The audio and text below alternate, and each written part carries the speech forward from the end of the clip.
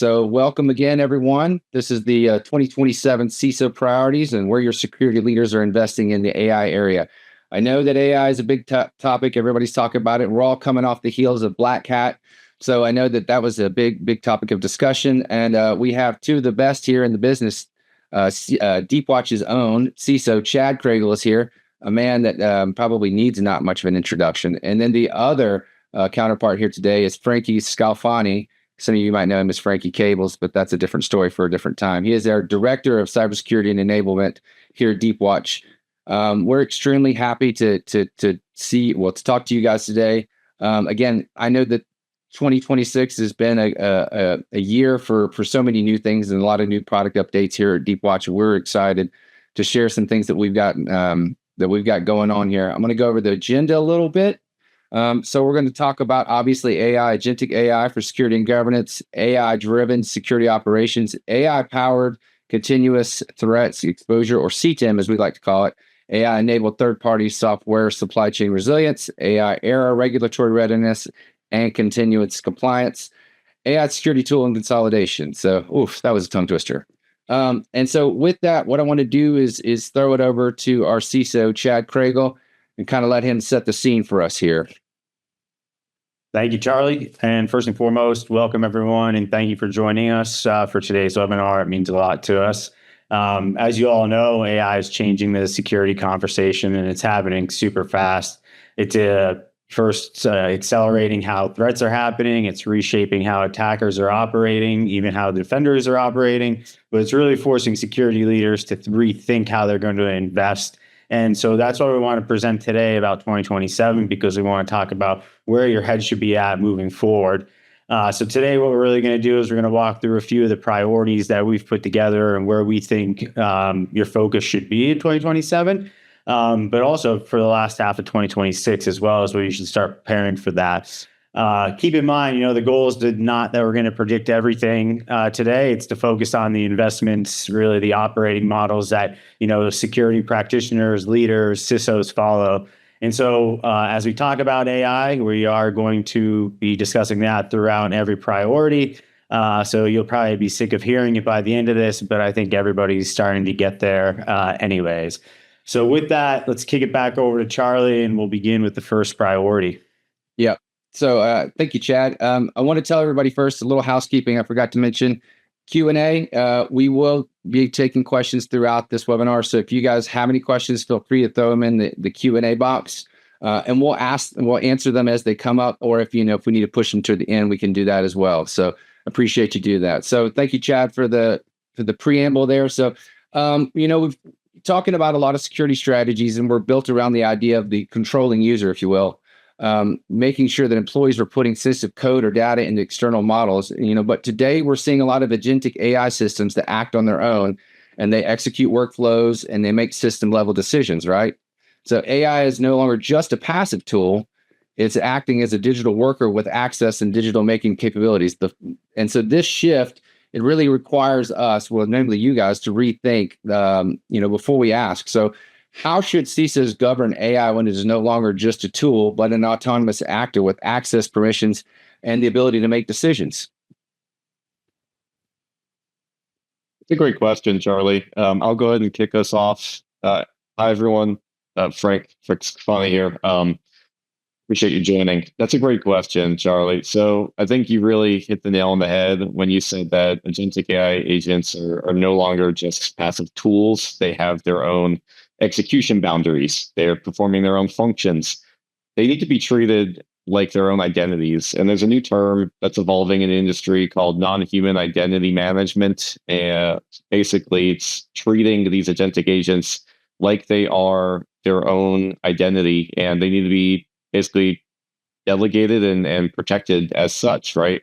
So one of the biggest points I think you got to really focus on is making sure that there's human oversight.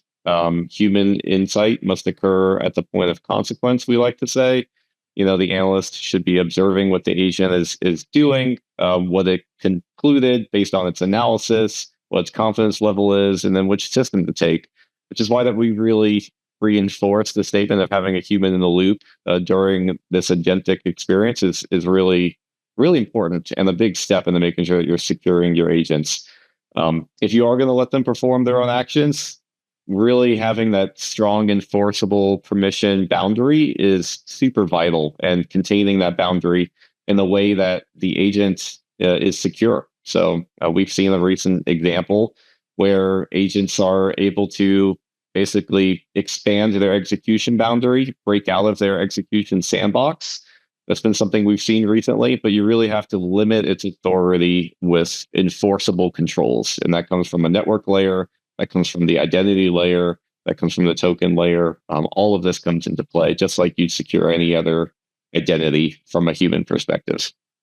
Chad, did you have any thoughts on that question as well? Not really. I think that you touched on all the points. I agree that treating AI as a human is really the first step, and how we've locked down the human aspect. We got to do the same thing with AI, and I think that controlling humans is a little bit more easy, I guess, than AI. Just from your example of we won't say names, but breaking out of its own sandbox and doing things nefariously, is a fine example. And I think that as time progresses, we're going to see more and more of that. And so just making sure you have the right controls in place, making sure even from a logging standpoint that you got your perimeters covered is definitely going to be helpful. Nice. All right. So now we sort of established this baseline of how to govern AI, as like you said, non-human identity or as an independent actor. So we have to look at how we measure the specific risk it faces and creates. So this fundamental needs to map out the actual business disruption rather than counting vulnerabilities. So this brings us to our next priority: AI-powered exposure management. Right. So because attackers can combine signals and exploit weaknesses faster in the AI area, which I think we've seen recently, because vulnerability counting is obsolete, we need to focus on real business disruption, which leads us to ask, here's a good question: how should CISOs use AI to move beyond vulnerability counts and identify the attack paths that create real risks? Yeah, it's a great question, Charlie, and I think it really hits home with Deepwatch. I think using a product like CTEM moves you in the right direction. But almost 2 years ago now, we made an acquisition where we purchased a product for continuous threat exposure management. And what that offers is really gaining visibility into more than just vulnerabilities. Vulnerabilities is a part of that, right? But using AI to tell you exactly where those vulnerabilities are and their level, it really helps as well. But the more data that you're bringing into it is going to help with that. And so looking at a vulnerability, it is great, but when you want to see a little bit more, such as, does that endpoint have EDR on it? Is it externally facing? Who owns that asset? Using something like CTEM is really, really going to help there. But as you use AI and introduce it into a product, you're going to help scale and speed as well. And what I mean with speed is, right now, AI is moving as fast as possible, and it's always been that game of cat and mouse, right? You have the attackers and you have the defenders. We're always the defenders, so we're always behind the 8 ball. And so I think leveraging a tool like this and introducing AI into it is helping combat a lot of what attackers are going after. We're going to start to see a big shift to where vulnerabilities that are externally facing, not only on what's out in AWS, but from an application standpoint too, that's going to grow. That's where the targets are going to be. So why I'm saying that is because with a product like CTEM, you can bring in different tools and integrations. You can bring in your vulnerability management tool. You can bring in your application security, and really hone in on what you want to see. And there's a lot of times questions that you just can't answer without doing some digging. And so using AI capabilities that are built into tools like that and asking, where are my biggest risks? What are my most vulnerable assets? And getting a real-time answer is definitely going to help you patch those vulnerabilities quicker, but also reach out across the business to know where you need to be looking. And so I think that's a really big aspect of what CTEM has to offer. And it's really going to just mitigate a lot of those attack paths, and you'll be able to do that continuously. So while, maybe you're asleep and the attacker's not, it's going to be surfacing things that you'll be able to take action on very, very quickly. And that's where, tying that into your SOC is very beneficial as well. I like that. One thing I like to think about when you tie CTEM into the SOC is CTEM tells the SOC where an attacker is most likely to impact your business, and then the SOC tells CTEM which exposures are actually threats. So it's a full loop. Yeah, from my perspective, because my team incorporates threat intel into our CTEM tool, I think threat intelligence turns the exposure, potential exposure, it's a theoretical exposure, into whether and tells you whether or not it's a real opportunity for an attacker. So, for example, 2 days ago, my team wrote up a report for our customers. We call them cyber advisories or be on the lookout advisories about a SharePoint vulnerability. I think that was on Tuesday that CISA announced it. We do this for many different types of vulnerabilities, but just as an example, basically there was a recently active exploited SharePoint vulnerability. There was remote code execution. There was persistence. Threat actors are deploying malware. IIS machine keys were being stolen by the threat actors. So CISA's guidance wasn't just limited to telling you that you have to patch. It also called for a full compromise assessment. You have to make sure that your logging is enabled, make sure you rotate machine keys, make sure that machine is hardened so threat actors couldn't steal replacement keys in the future. That is CTEM. That is the example of CTEM right there. It spells out the risk, not just did we patch the CVE to an internet-facing system, but did we also perform the hunting actions? Did we perform the key rotation? Did we perform validation to make sure the attack path was closed? And that's where an AI-powered CTEM really helps enable a whole security team to make sure that all of those pathways and all of those actions are taken. So I couldn't agree more, Chad. Having an AI-powered CTEM is like a super tool for CISOs. Yeah, that's exactly right. And on those, be on the lookout. I find them incredibly useful. But what I also like about them is a turnaround on those that's happening on them, right? So something gets discovered, last night, this morning, you're turning those around in a matter of what you would know. But you're Worse. What's that? Worse. Yeah, it's usually the same day, just within a few hours of it being released. And I know that I've heard that they're bringing lots of value to the customers just because of what it's offering. So, we have to operate quickly, right?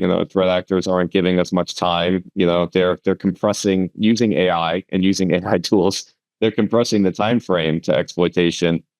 So we have to turn around, inform our customers, and inform our CTEM agents about these actions that threat actors are taking, so we can help write detections and rules to protect them. So CTEM is a super tool, super powered tool, maybe.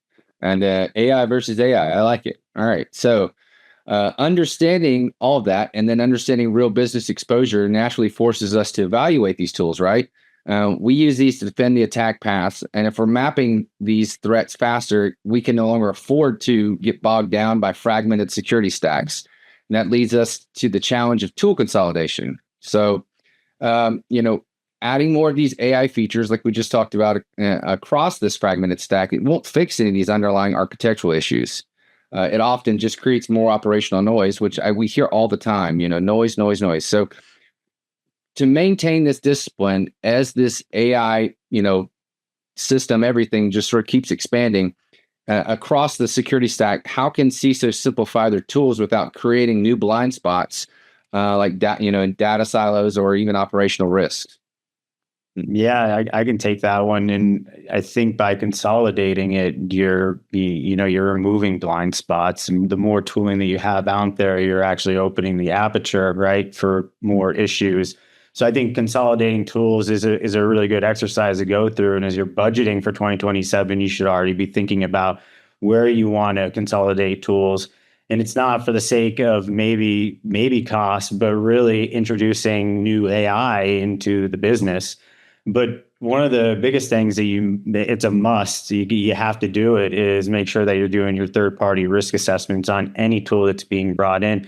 And that's not a one-time thing. I mean, you have your high-end vendors or your sub-processors that you should be keeping an eye on a regular basis. And then you have other tools that maybe aren't considered as critical, but they're introducing AI into their systems as well. And so those third-party risk assessments are really key to keeping it safe and keeping it under wraps. And it doesn't just start with the security team doing that. That's a full procurement process to really make sure that you're consolidating in the right areas. And so that involves finance and legal as well.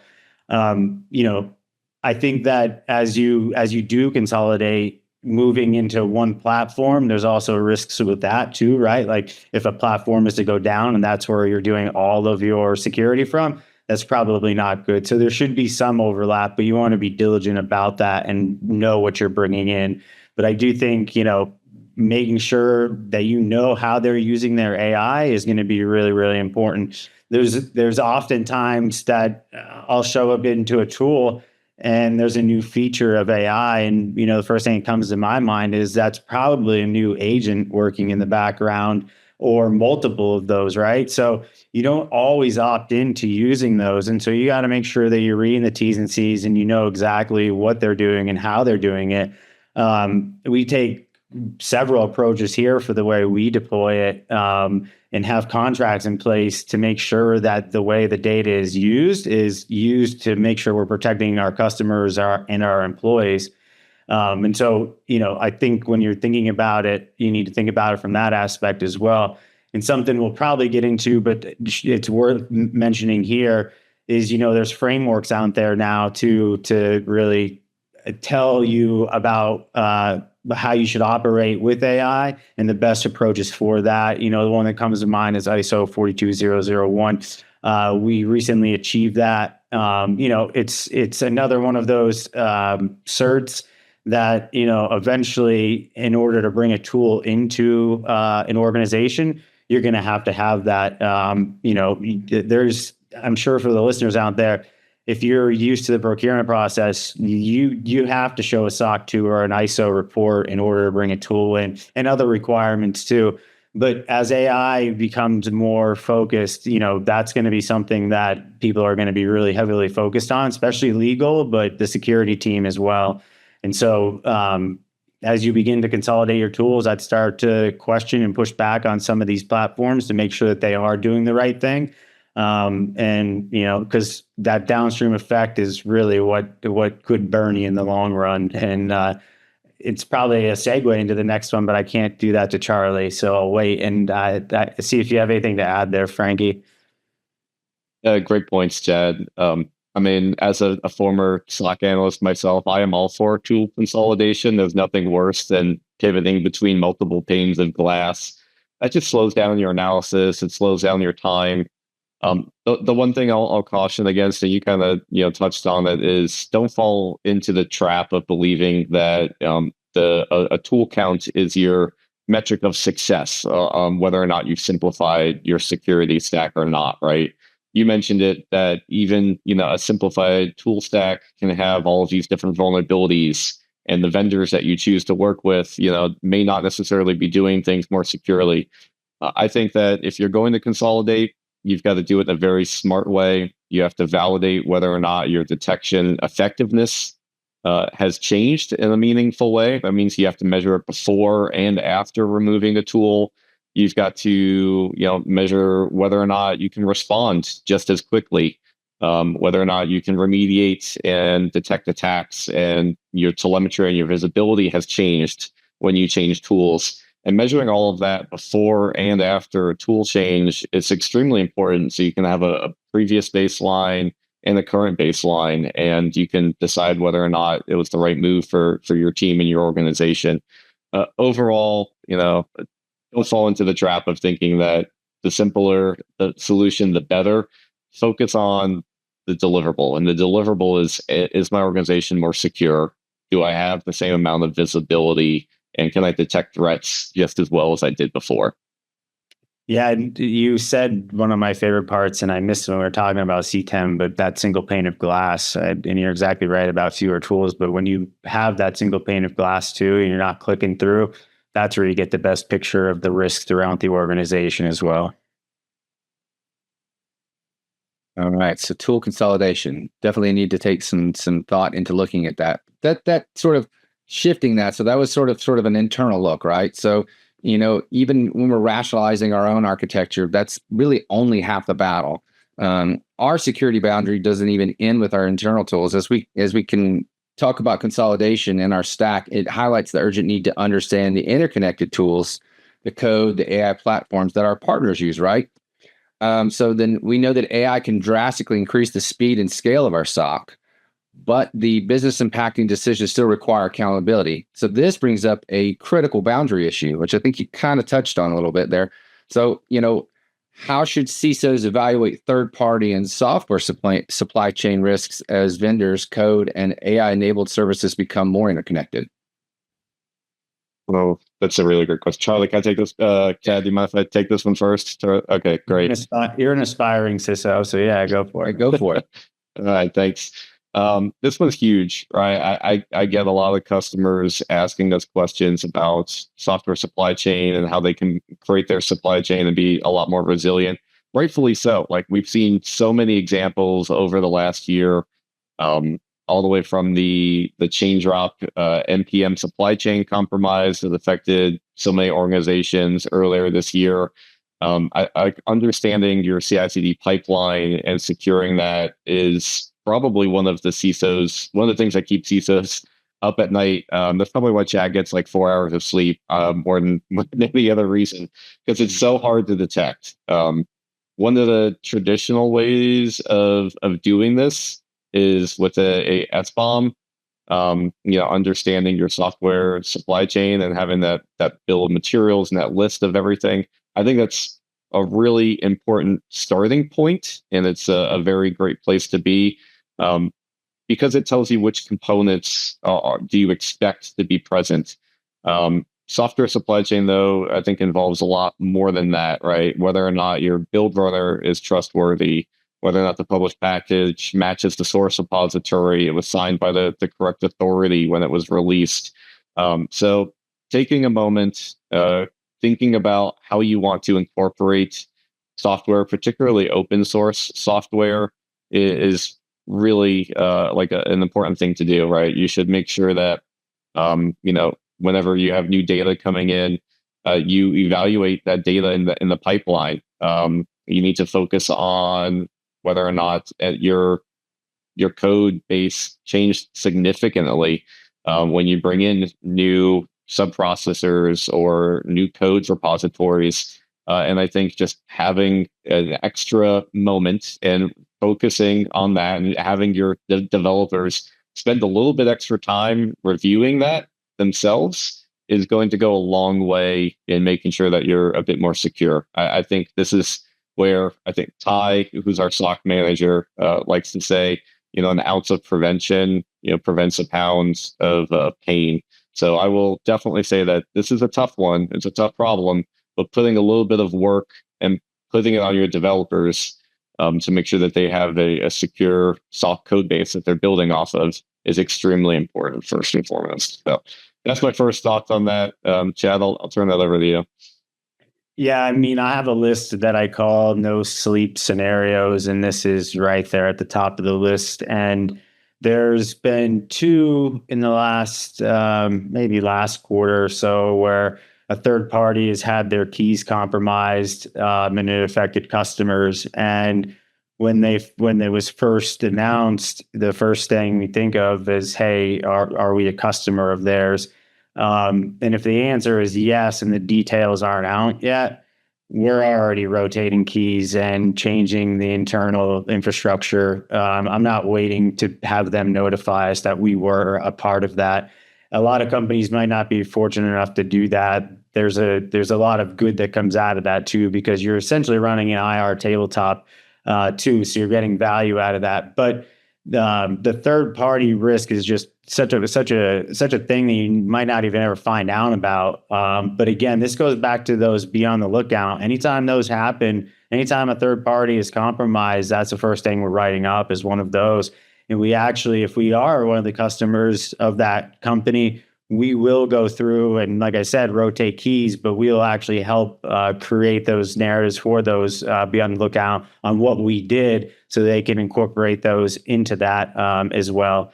But yeah, this is only going to get worse as well with the use of AI, just because of how everything's going to be introduced. So managing your third parties is definitely something that needs to be top of mind. It needs to be something you're reviewing continuously throughout the year. There are products out there that can oversee that.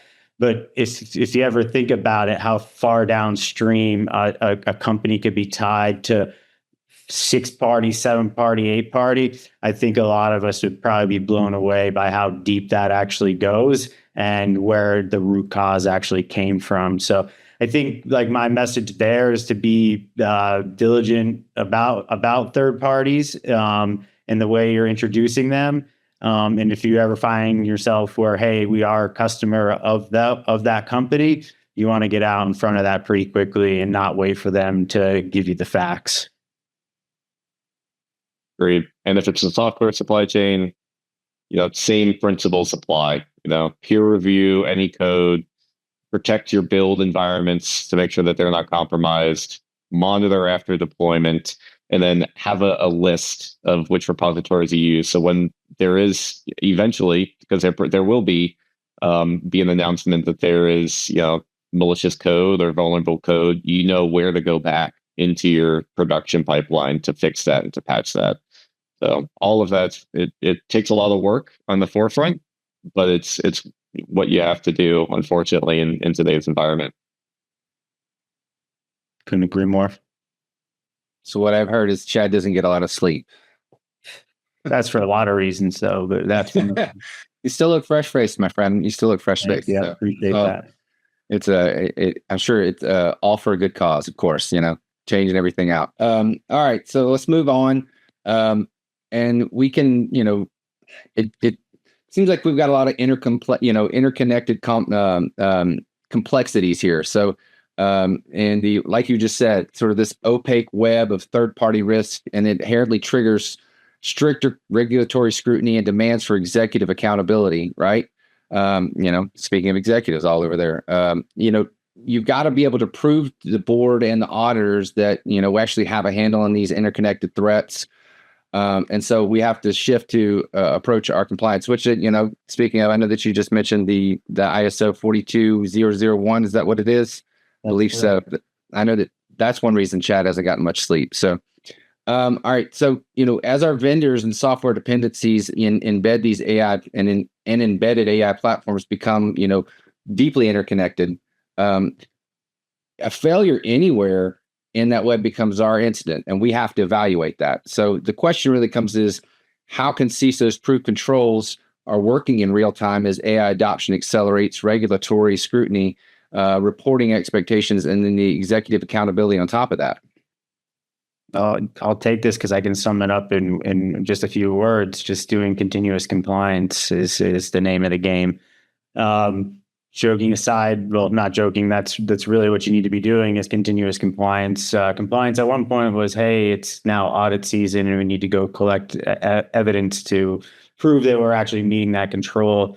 There's tools out there now that'll allow you to run continuous compliance scans where you tie your tools into it, similar to like a CTEM, but for compliance, it'll give you that single pane of glass. I think that's probably one of the biggest things you could do is monitor your actual environment throughout the year and know exactly where you're at. And if there is a change, it'll get detected.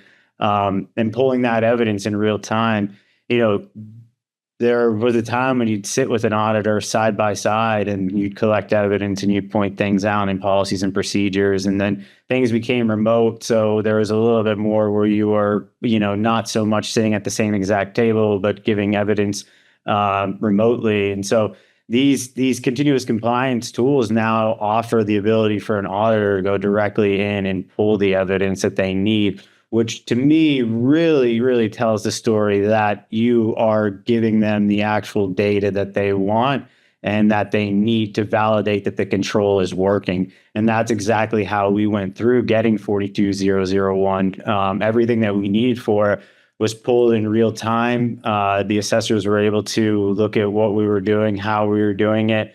It used to be we would go and pull, give screenshots, go back and forth, but they are actually able to do that for themselves or see the system running. And so that validation alone is much better than handing it off. And so I'm beating that a little much, but the continuous controls is really what's going to be helpful. And making sure that they're operating efficiently too, as things changing, to make sure that you're changing as well. These do have integrations into your tech stack. So again, you're back to talking third parties that now have access to data throughout your environment. So you want to make sure that you're regulating that as well. But I really like the ability to see where I'm at in point in time. So if there's a board meeting and they want to know, hey, how compliant are you with CMMC or some other regulatory framework, I can go in there and tell them that, as of today, we're at this percentage. And if we just do these little tweaks over here, we can become compliant. And so that's how we've achieved some of our frameworks, is by building off of others and then adopting over time. And I always believe that starting with a very high level framework, we could talk about like NIST 853, for example. Like if you start following that out of the gate, you're going to be in a really good spot when it comes time for audit season. And so, again, as time goes on, the way that auditing is going to work is in that real time, continuous state. You don't want to say what you're doing. You want to actually allow them to see it, and you can prove it that way. That's where I've seen really good success. It's awesome, Chad. I know that this is right up your alley, and a very important points that you care a lot about. I feel like when you're talking to a security practitioner and you mention compliance, their eyes tend to glass over and they stop listening to you. But I always like to tie it home and saying that compliance really becomes real during a security incident. During an incident response engagement, from a threat intel perspective, that's when compliance and continuous compliance doesn't just become compliance for the sake of checking a box for an audit. It becomes an evidence trail.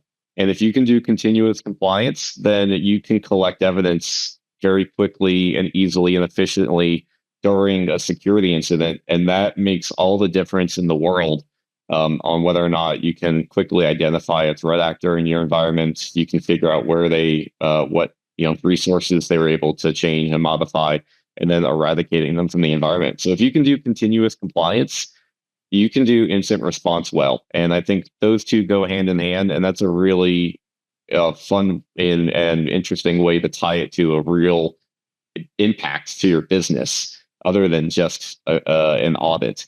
So when it comes to AI systems, also, it's going to be really important to preserve a lot of evidence that's maybe a little bit different than preserving evidence on non-AI systems. So yeah, just to cover a few, I put some thoughts together. Obviously you want to make sure that you are monitoring any of the connectors, logging any changes to prompts, any changes to your RAG, any changes to integration configurations and settings, any changes to permissions for your models and your AI systems.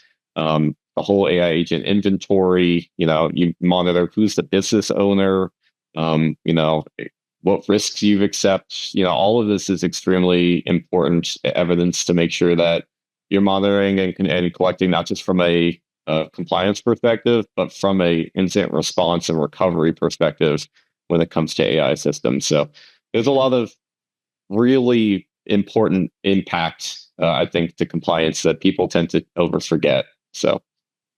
Yeah, I totally agree. And, where they say everybody's in sales, I feel like everybody's in compliance. And this might not make total sense, but I always believe that, you can't do security without compliance, and you can't do compliance without security. There's no way to do it. And, as you adopt new frameworks and strengthen your controls, you're going to put yourself in another level or a maturity state that's going to advance your business, and you will feel more protected by that.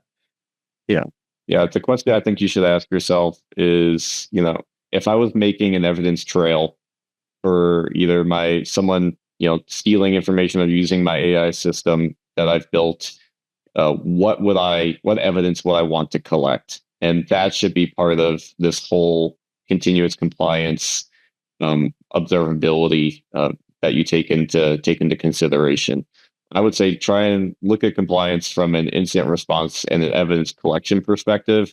And I think you would really find out that your compliance and your security overall in general and your logging and monitoring will start to go through the roof when you start to think about it from an IR perspective. Yeah, solid. So, conclusion, are we compliant? And then proofability, can we prove our cybersecurity and AI controls are working right now? So, sounds like a lot of, outcomes and, like you said, Chad, without compliance, there's no cybersecurity and that, you said it much better than I could. That's a tongue twister. So, all right. Once again, I want to let everybody know if you got questions, throw them in the chat here. We'd love to answer any that you have. We're going to come in here to our final topic. And then, as we talk about all this governance and exposure tracking and continuous compliance reporting, and then it feeds directly back into our daily operations, so we've kind of gone out. Now we're coming back in. So to handle this immense volume of data at scale, and to actually investigate and respond to all the alerts we generate. So we have to look at how the AI is transforming the SOC, right? SOC, it kind of all comes back to that. So AI adoption is absolutely raising the bar for transparent and executive accountability. That point in time, if you will, compliance, is no longer sufficient. So that really leads us to ask, where should AI take the lead inside the SOC? And where should the human oversight remain mandatory because the business impact is too significant? So where's that line? You want to take this one, Frankie? Ooh, yeah, it's a good question. I think that AI should be taking the lead inside of a SOC where the work is really high volume, where it's evidence bound, and where I guess the decision is maybe less ambiguous, like an easier decision. To me, human authority definitely needs to maintain wherever there's a irreversible decision, difficult to reverse kind of decision. If there's any significant impact to the business, that's where I think a human should continue to stay into the loop. Human approval, I think, should remain mandatory for most things inside of a production environment. Any big firewall changes, any tenant-wide tokens that need to get revoked, deleting of any data, anything along those lines, I think a human needs to stay inside the loop. AI is starting to get pretty good, and I think we're starting to get to the point where it is empowering analysts and helping analysts move at a faster speed. And the way that we're using AI, and I'll let Chad talk about this one a little bit more as well, but the way we're using it in our SOC is to empower the analysts and to help speed up the analyst activity and the analyst actions, right? We're not moving forward with autonomy for autonomy's sake, but all of the things that analysts do as a former SOC analyst, all of the moving between panes, all of the cutting and pasting, all of the intel enrichment, all of that is fantastic use cases for AI inside of a SOC. And SOCs definitely need to be doing that in 2026 if they want to move at the pace that the threat actors are moving at. But you can't take away that guardrail and that human validation and that human intuition. I think that there's really no substitute or replacement for that. Yeah, that's exactly right. We have been saying since day one that we're an AI company, but we still appreciate the humans and will have a human in the loop at all times. And that's our stance. And there's a lot of companies out there that are they were coining themselves as completely AI. And I've noticed some of them are starting to change their messaging around to having humans in the loop now, because I think what has happened is they realize that it's not possible to do it with just AI. And I also think that from a regulatory standpoint, compliance standpoint, that you have to have that human in there. Buyers don't want strictly AI, as it can lower the cost. I think that's been talked about, but the cost of AI is rising as well. So it's kind of a give and take right now. But listening to you, Frankie, I think things that came to my mind are like alert enrichment, helping there, right? And it's not removing the analyst from that. It's having the analyst train the AI, train the models to be better at doing it with the human still in it. Accelerating investigations, that's just going to help the analyst be alerted faster and help them move through the process. So I think that's where he's going to see a huge benefit, even from threat hunting and detection engineering. That's another big area. The case summary too, the consistency that you're getting from alerts from analyst to analyst now is much greater, and that consistency shows really well. And then I think just really, again, keeping the human in the loop is what this is all about. And eventually one day we'll get there where maybe it's completely driven by AI, but it's not going to be for a while. And you're not going to have those good outputs that you're seeing today from security operations, where they're using both and using it for the best purposes.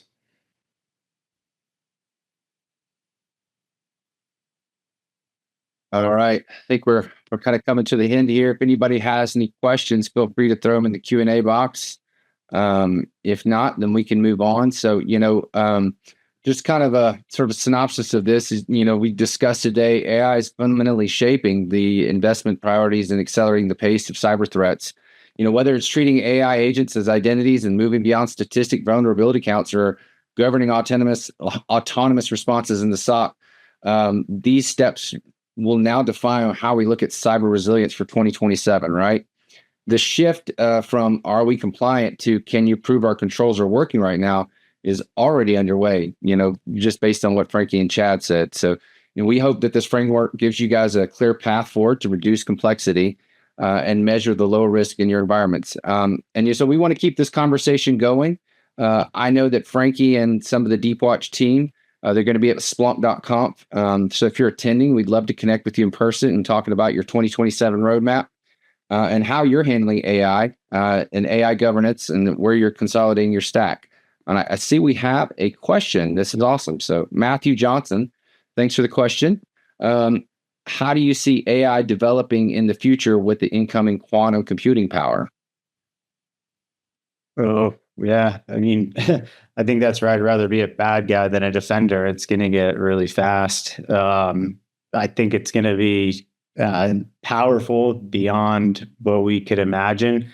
It's not going to be an overnight thing, but it's going to, as they start to put those two together, it's definitely going to speed things up, and it's going to make it, harder for the defenders. But the beauty is, whatever attackers are using, we can use the same superpowers that they're using. So if they're using quantum computers, we'll just do that as well, right? And adopt AI into that. That's kind of like my short answer of it. I don't know if you have anything there, Frankie. Yeah, quantum computers are going to be a game changer when it comes to AI and when it comes to security in general. I know a lot of organizations, it's not related, but they're already trying to move to quantum resistant encryption algorithms, because we know that the quantum error is probably a lot closer than a lot of people imagine. It sounds like this high tech, far fetched computing, but it's right around the corner. So great question, Matthew. I think Chad's right. Right. The threat actors have access to the same resources and same tools that we do as defenders. AI will definitely get a lot better when it gains access to the quantum computing, which will be very interesting, right? But we're going to be able to use it just as much as they will. So it'll be a fun cat and mouse game, just like it always has been. So we'll continue to work hard to stay one step ahead of them. So AI will move faster. It'll be more precise. But we will do the same, but we will make sure that when we do it, we also have visibility into what the AI is doing. We're going to have accountability. We're going to have controls around what our AI systems are able to do. And we're going to operate with the same machine speed that the threat actors do. So that's where we'll be able to keep up. And just like how there's always a new, word of the year, it'll be cryptography, I would imagine, since that's closely related. But yeah, the power behind it. But again, going back to some of the things you said earlier, I think it's preparing for it now, staying at the forefront of it, starting to put those controls in place as you're adopting it, making sure that you're doing it correctly. But it's definitely gonna come, and like I said, I don't think it'll be overnight, but it'll happen. I appreciate the question. Yeah, wonderful question. Anybody have anything else they want to throw out there? Got two great minds here that love to give you their thoughts on obviously anything AI, but really anything cybersecurity. If you guys have any questions, so. But like I mentioned before, I think Frankie, you are going to be at Splunk.com. And then we're going to have some of our other Deepwatch team there. So if you guys are attending, we'd love to contact or connect with you and talk about 2027 and then see, just a conversation of how you're handling AI governance and how we can help you consolidate maybe your security stack. So let's see, give it another minute, maybe another question there. Any final thoughts you guys want to throw out there? No, if anybody has any questions that come to mind after this, feel free to reach out. Yeah, us happy to discuss further. Yep, we'll do some follow-up emails with everyone. You can reach out to us directly.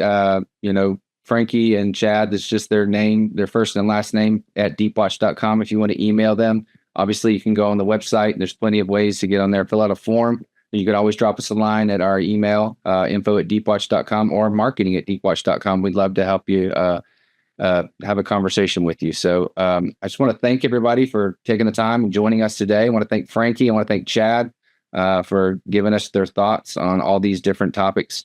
And with that, I'm going to think we'll bring it to a close here. Everybody enjoy the rest of their Thursday and enjoy their weekend. So thanks, Al.